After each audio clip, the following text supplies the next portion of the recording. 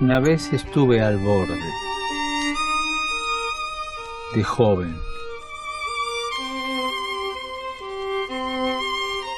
Salí del peligro de muerte, pero sé que a través de las pequeñas muertes de cada día, un día me voy a ir. ¿Cuándo? Cuando el Señor quiera, como el Señor quiera.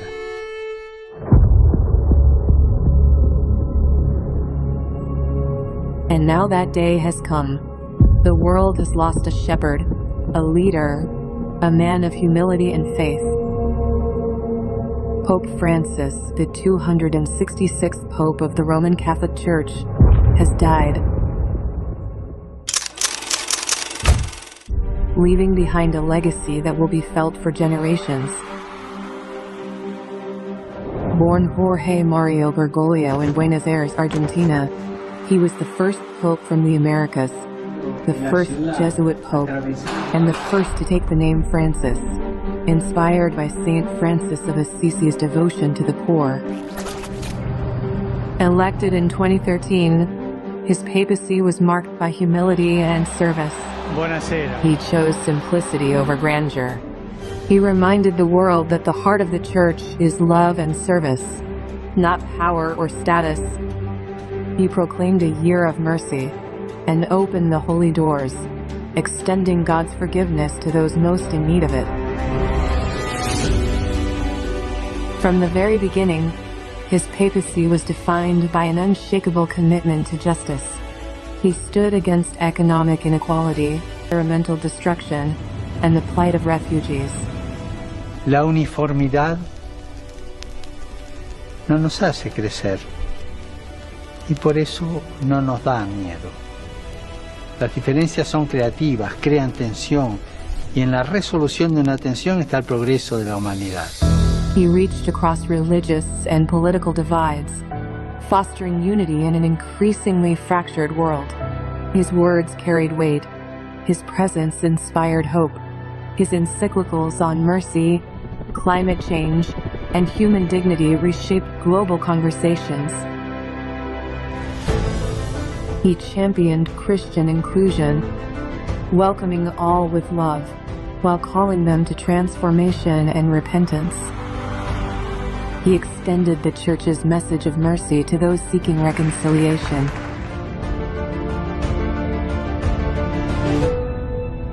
Now the world mourns. Pope Francis has passed away, leaving behind a legacy of love, humility, and reform. Crowds gather in silence, tears streaming, prayers whispered. A world grieving a leader who led not from a throne, but from the heart.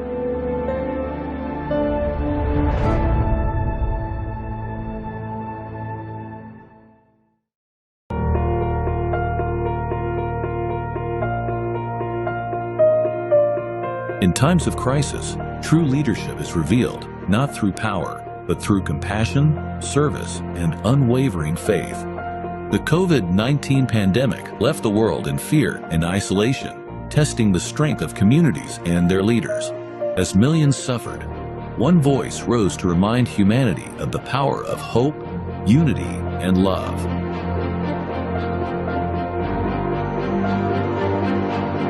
Pope Francis became a guiding light during this difficult time, embodying the Church's mission to console, serve, and protect its people.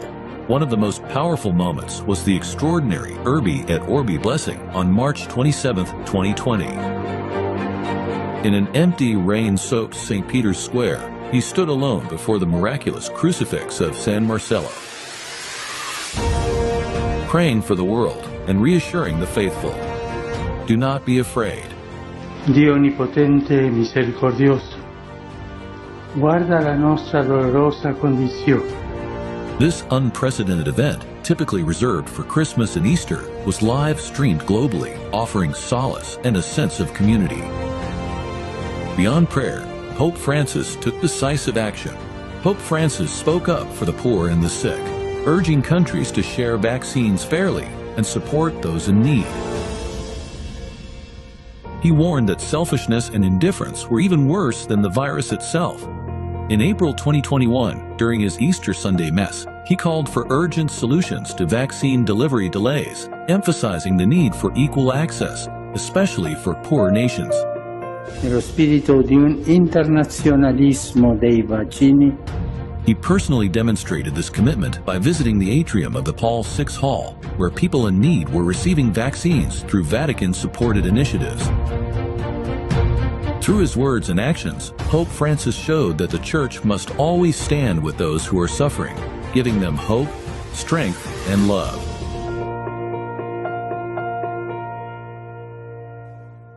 Pope Francis is on a historic trip to the United Arab Emirates. Pope Francis is in the UAE. He's the first pontiff to visit the predominantly Muslim nation. In February 2019, Pope Francis made history as the first pontiff to visit the Arabian Peninsula. A visit that went beyond symbolism. It was a bold step in his lifelong mission of interfaith dialogue and global peace. His presence in Abu Dhabi, under the theme, "Make me a channel of your peace," sent a powerful message. Different faiths can come together in mutual respect and understanding. The UAE, home to nearly 1 million Catholics, embraced the Pope with a welcome that underscored its vision of religious tolerance. His meeting with the nation's leaders, including then Crown Prince Sheikh Mohammed bin Zayed Al Nahyan and Grand Imam Ahmed Al Tayyib, was a defining moment for Christian-Muslim relations.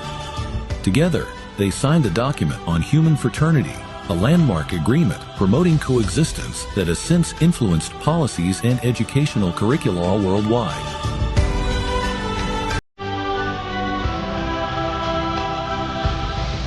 The visit had a profound impact.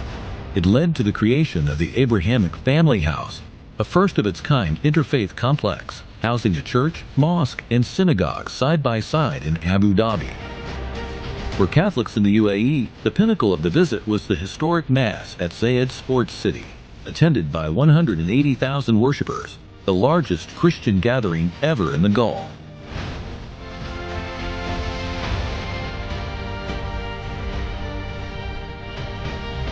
It was a moment of unity, faith, and hope. Pope Francis' visit to the UAE was not just a milestone, it was a turning point. It proved that dialogue can replace division, and that faith, when used as a bridge, has the power to transform the world.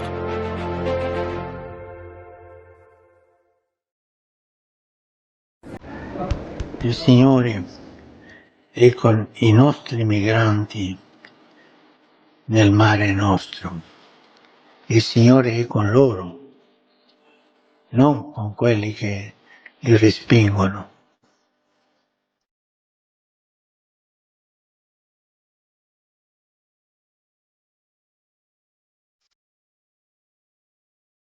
One needs to delve into the roots of Pope Francis' ancestry to understand his preferential love and compassion for the migrants and the refugees. As he once said, shepherds must have the smell of the sheep. He himself had experienced the poignant smell of the migrants. His parents were immigrants who fled their homeland during the fascist regime of the Italian dictator Benito Mussolini.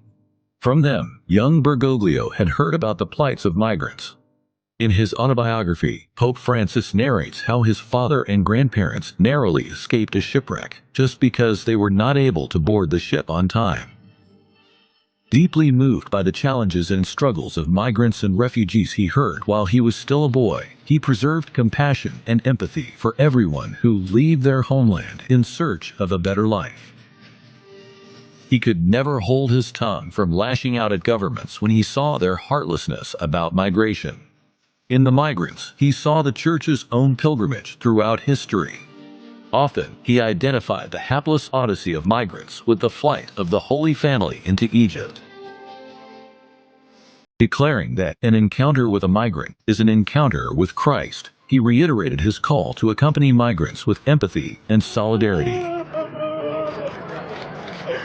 Emphasizing that caring for the migrants was a part of the Church's mission, Pope Francis often urged to address issues of poverty, economic marginalization, environmental degradation, and racial, political, and religious tensions that drive migration today. The future must be built with migrants and refugees, as well as with all the inhabitants of the existential peripheries, the Pope once said, expressing his vision of inclusiveness.